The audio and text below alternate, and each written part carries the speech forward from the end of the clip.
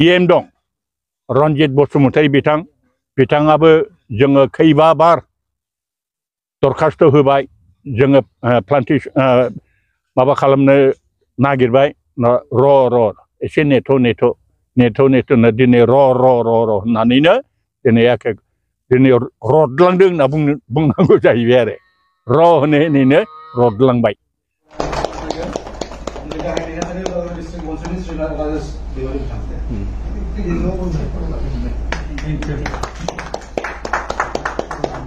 कुइसना बेसो जे सुजित बाग्लारी सार बिथांखौ प्रमोद बर' सार बिथाङा मानो लाखिनो हायाखिसै? ट्राइबेल बर' अफिसारखौ दिनै एक्सटेनसन खालामनानै बे लेन्ड एन्ड रेभिनिउ डिपार्टमेन्टखौ नायनो हानाय बिबानखौ मानो होनो हायाखिसै? नोंथांखौ सोरबाया बाहायगासिनो दङ। दिनै नोंथाङा दि पावारलेस फांसनलेस जों बेखौ बयबो मिथिगौ। EM, GM, MCLA, MLA, MPs बयबो दिनै इन्टेलेक्सुयेलफोरा मिथिगौ। गिबियावनो आं नोंथांमोनखौ हामबाय होनदों आरो नोंथांमोननि चेनेलनि गेजेरजों आं रायजोनो मोनसे गोनां खोथा फोरमायनो नागिरदों आरो बे गोनां खोथा फोरमायनायनि गुदियाव बेनो आसाम सरकारा जोंनि बे BTC काउन्सिलखौ दासिम आरो बर' अफिसारखौ माबायदि अयनाय खालामो बिनि गोथां फोरमान रोखाखौ आं नोंथांमोननो होनो नागिरदों। दिनै प्रमोद बर' बिथांनि गभर्नमेन्टखौ माबायदि अयनाय खालामनानै पावारलेस फांसनलेस खालामदों बिनि फोरमानखौ आं नोंथांमोननो होनो नागिरदों।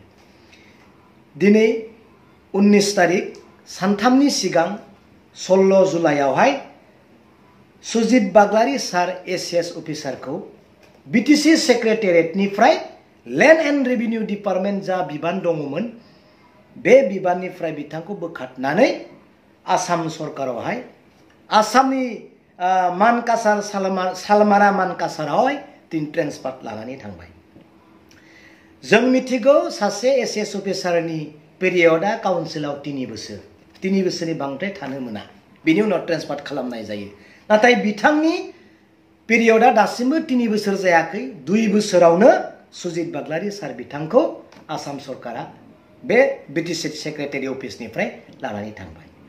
बिनि उल्थायै जों नुनो मोनदों जे श्री धीराज साउथ सार ACS अफिसार बिथाङाबो सेक्रेटारि बिथाङा 4 बोसोर दिनै BTC सेक्रेटारियाव जाबाय आरो एक्सटेनसन खालामबावनानै नै 10 तारिख बिथांमोनखौ आरो एक्सटेनसन खालामबावनाय जाबाय।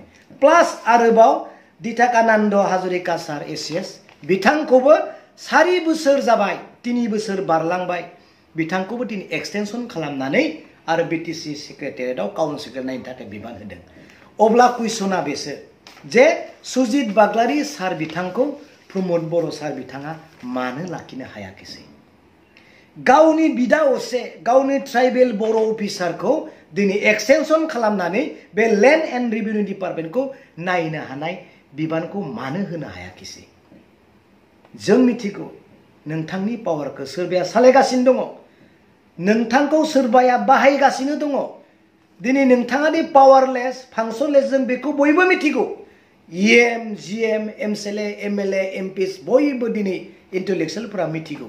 अब्लाबो खुलुमनायजों सोरखौबा आथें हमनायजों दिनै बिसोरबायदि मानसिखौ दिनै लाखिनो हायाब्ला दिनै BTC काउन्सिला जोंहा मा जागोन? सोर नायगोन BTC काउन्सिलखौ जोंनि बे बिटिआरखौ? दिनै सिगाङावबो मानगोनां नरेन चन्द्र सार ACS अफिसार बिथांखौ दिनै लाखिनो हायाखिसै। उइलबान दैमारी सार बिथांखौबो लाखिनो हायाखिसै। प्राणजित औवारी सार बिथांखौबो लाखिनो हायाखिसै आरो दा नै सुजित बाग्लारी सार बिथांखौबो दिनै नोंथाङा लाखिनो हायाखिसै। गोरोन्थिया सोरनि? निश्चय काउन्सिलाव जायफोर दिनै नेताफोर दङ बिथांनिनो। दिनै आंथ' गोरोन्थिखौ मावाखै आंथ' गोरोन्थिखौ बुङाखै।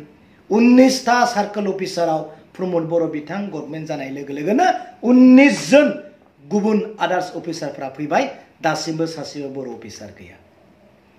प्रमोद बर' सार बिथां गभर्नमेन्ट जानाय लोगो लोगोनो साब्रैबो PD प्रजेक्ट डाइरेक्टर दिनै गुबुन हारिनि सासेबो दिनै गावनि मानसि गैया। अन्तत 50-50 सानै गुबुन सानै गावनि मानसि लाखिनाय बिनिबो दिनै खबर गैया। गासैबो एडमिनिस्ट्रेटिभ सिस्टेमावनो गुबुनानो दिनै 90%। दिनै लेन्ड एन्ड रेभिनिउ डिपार्टमेन्टआव बिराद सिरियास। दिनै सिनियरा बिसोर दंमोन, बिसोर रोङोमोन। दिनै धरनीधर सारमोन, बिथांमोना दिनै हानि सोमोन्दै मिथियोमोन। क्लास लानाय बिथांमोना दिनै माबा मोननाय, ट्रेनिं मोननाय। दिनै गुबुना मा नायगोन? दिनै खावलायदों, दिनै गुबुन सानै अफिसारखौ एक्सटेनसन खालामनाय जाबाय, सासे बर' अफिसारखौ दिनै बाहेरायाव हरनाय जाबाय। बे मोनसे न्याय जादों नामा? बेथ' अयनाय जादों। बर' अफिसारखौ दिनै मानो लाखिनो हायाखै, गुबुन अफिसारखौ दिनै लाखिनो हादों?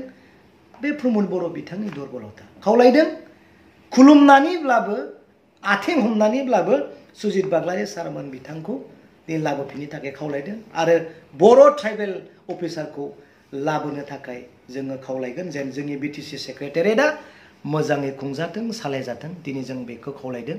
गोरोन्थिफोर जाबायब्ला अननानै जेन निमाहा